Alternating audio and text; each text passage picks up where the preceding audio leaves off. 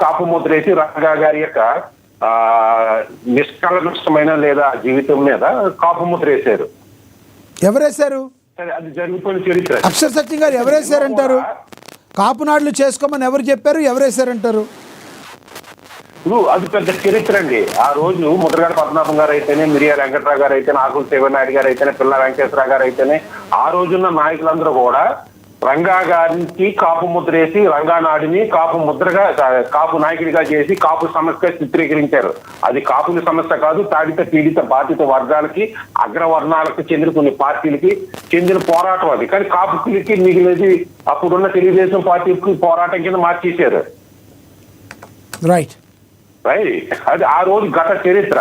నిన్న చూసుకుంటే అయితే దానికి నిన్నటి మీటింగ్ కాపునాటి మీటింగ్ రంగానాటి కింద బాగానే పెట్టారు, బాగానే ఉందనుకున్నాం. అయితే నేను మొత్తం స్టార్టింగ్ నుంచి ఎండింగ్ వరకు ఉన్నా, ప్రతి పదంలో కాపు కాపు కాపు కాపు అని వాడారు.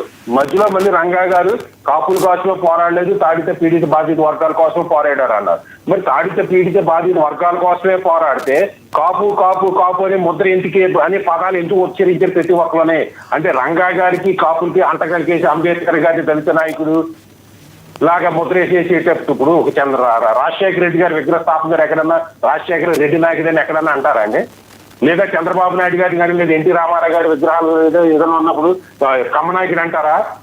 కానీ ఇక్కడ ఎందుకు కాపు కాపు అంటే రంగా గారికి కాపులు ముడేసేసి, ఈ కాపులకి రంగాకి ముడేసేసి, ఈ కాపుల్ని సమాజంలో ఎదగకుండా చేయడం కోసం, అనగాని వర్గాలకు ఒక రాజకీయ ఆశయం లేకుండా చేయడం కోసం, లేదా ఆశ్రమం లేకుండా చేయడం కోసం ఒక ఇది ఉద్దేశపూర్వకంగా చేశారని అనుమానం కలుగుతుంది నాకు.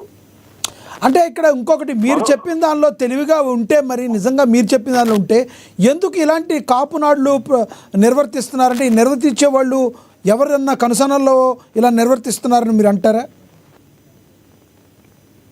సార్ ఇప్పుడు ఇప్పుడు మిగిలిన కులాలకే, అది దళితులు కావచ్చు, బీసీలు కావచ్చు, కాపులు కావచ్చు, ఎక్కువగా కాపులు కొంత మిగిలిన కులాలతో కింద కులాలతో కంపేర్ చేస్తే కాపులు కొంత రాజకీయ చైతన్యం ఉన్నవాళ్ళు కాబట్టి, ఆ రాజకీయ ఆశ ఎక్కువ ఉన్నవాళ్ళు కాబట్టి వీళ్ళు ఎక్కువ పెడుతుంటారు. ప్రతి ఒక్కడు నాయకుడే అవ్వాలి. మీరు చూడండి, ప్రతి ఒక్కడు కాపు సంఘం జేఏసీ అంటాడు. ప్రతి ఒక్కరికి ఒక జేఏసీ, ఊరికి ఒక సంఘం, ఇంటికి ఒక సంఘం, సోషల్ మీడియాలో చూస్తే ప్రతిదీ సంఘమే. వీళ్ళందరూ కూడా ఎవరి నాయకత్వం వాళ్ళకి ఎడిగేయాలని, నేను ఒక నాయకుడి కింద గుర్తించాలి, నేను ఒక 1,00,000 మంది కాపులు చూపించి నాకు ఏ రాజకీయ పార్టీ అయినా చైర్మన్ పదవి ఇవ్వకపోతుంది, ఎమ్మెల్యే పదవికి ఇవ్వకపోతుంది ఆశతోటి చేస్తున్నారు తప్పించి ఇదన్నీ కూడా మన కులాల ఐక్యతను నాశనం చేయడానికి, మన కులాలను నాశనం చేయడానికి అనే ఆలోచన ఎవరికి రావట్లేదండి. మరొక విషయం ఏంటంటే, ఇక్కడ చెప్పండి, రంగా గారి అమ్మాయి నేను ఎందుకు అభిమానిస్తాను, ఎందుకంటే రంగా గారిని అందరిలాగే నేను కూడా రంగా గారిని ఒక తాడిత పీడిత బాధిత వర్గాల్లో పుట్టిన ఒక దేవుడా లేకపోతే దేవుళ్ళు అంటూ భావిస్తాను. నేను అటువంటి వ్యక్తి ప్రాణాలు కోల్పోయిన సింపతి ఉన్నది. అటువంటి రంగా గారి అమ్మాయిని నేను ప్రేమిస్తాను, అభిమానిస్తాను. ఎందుకంటే మా దేవుడు బిడ్డగానే, అంటే దేవుడు అంటే మంచి ఉత్తమమైన నాయకుడు బిడ్డగానే. అయితే ఆమె పుట్టి 38 సంవత్సరాలు 40 సంవత్సరాలు దాటిన ఏ రోజు కూడా కాపు అనే మాట రాలేదు, కాపుల్లో కలవలేదు, కాపు సమావేశాలు రాలేదు, కాపుల యొక్క ఆర్థిక సాధక బాధకాలను పట్టించుకోలే. ఈ రోజే కాపు కాపు అంటానికి కారణం ఏంటి? అలాగే రంగా గారి ఆశయాల గురించి ఏ రోజు పట్టించుకోలే. రంగా గారు చనిపోయిన తర్వాత రంగా గారికి కానీ రంగా గారి కుటుంబానికి కానీ నష్టం జరుగుతూనే ఉంది. కానీ ఏ రోజు మా నాన్నగారికి కానీ మా నాన్నగారి ఆశయాలకు కానీ. సత్య గారు, ఇప్పుడు మీరు మాట్లాడే దానిలో అనేక కోణాలు కనబడుతున్నాయి. ఇప్పుడు మీరు ఆశా కిరణ్ గారు కూడా ఒక రకంగా ఒక ట్రాప్లో పడినట్లుగా ఆవిడ ఒక కాపు కాపు కాపు అంటే కాపుల్లో చీలిక తెచ్చే దిశగా అడుగులు పడుతున్నాయి. ఆవిడ వెనకాల ఎవరన్నా ఉన్నారని మీరు అనుమానాలు వ్యక్తం చేస్తున్నారు. దీనిలో వాస్తవం ఉందంటారా? అదే ఒక్క నిమిషం. ఏ రోజులు కూడా మా కుటుంబానికి అన్యాయం జరిగిందని కానీ, మా అన్నగారి వర్గాలకు అన్యాయం జరిగిందని కానీ, లేదా మా నాన్నగారు రంగా గారి ఆశయాలకి నష్టం జరిగిందని కానీ ఏ రోజు ప్రశ్నించిన వ్యక్తి ఈ రోజు ఎందుకు ప్రశ్నిస్తుంది అనేది అనుమానాలు ఉన్నాయండి. ఆ అనుమానాలు వెనకాల వైసీపీ ఉందా, తెలుగుదేశం ఉందా, లేకపోతే జనసేన ఉందా, మీరున్నారా నేనున్నారా అనేదానికి మనం స్పష్టంగా చెప్పలేకపోయినా కానీ ఎవరో ఒకరు ఉన్నారని అనిపిస్తుంది. ఎందుకంటే నిన్న మీటింగ్ ప్రతి చోట కాపు కాపు కాపు కాపు అనే అంటున్నారు. అంటే కాపుల్లో స్పీడ్ తీసుకురావడం కోసమే ఈ మీటింగ్ జరుగుతుందా, లేదా నిజంగా రంగా గారి యొక్క ఆశయాల సాధన కోసమే ఇది నడుస్తుందా? ఇప్పుడు మరొక అనుమానం ఎక్కడ వస్తుందంటే అండి, నిన్న మాట్లాడుతామే మా రంగా గారికి గత ప్రభుత్వం కానీ, గత ప్రభుత్వం వైసీపీ కానీ, నేటి ప్రభుత్వం టీడీపీ కానీ, జనసేన కానీ న్యాయం చేయలేదు, దాన్ని మీరు న్యాయం చేసే వరకు పోరాడతానంటున్నారు.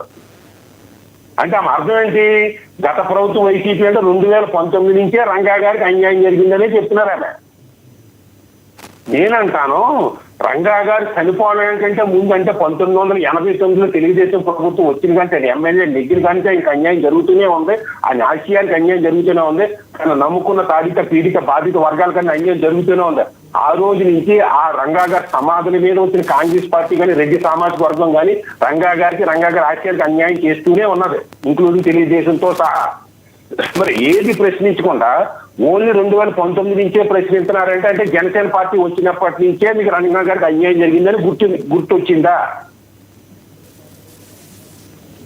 ఇప్పుడు ఒక పక్కన ఇప్పుడు రంగాల తమ్ముడు గారు మన రాధా గారు ఉన్నారు. రాధా గారికి అందరూ అన్యాయం చేశారు. జగన్మోహన్ రెడ్డి గారు అన్యాయం చేశారు, తెలుగుదేశం పార్టీ అన్యాయం చేసి ఇద్దరు వాడుకుని వదిలేశారు. ఇప్పుడు జగన్మోహన్ రెడ్డి గారు ఉంది, రంగా గారు ఒక ఈది రౌడీ, అతను చనిపోవడం చాలా మంచిది అన్నట్టుగా మాట్లాడి గౌతమ్ రెడ్డి గారికి కార్పొరేషన్ సైడ్ నుంచి కూడా తిప్పుకుంటారైనా.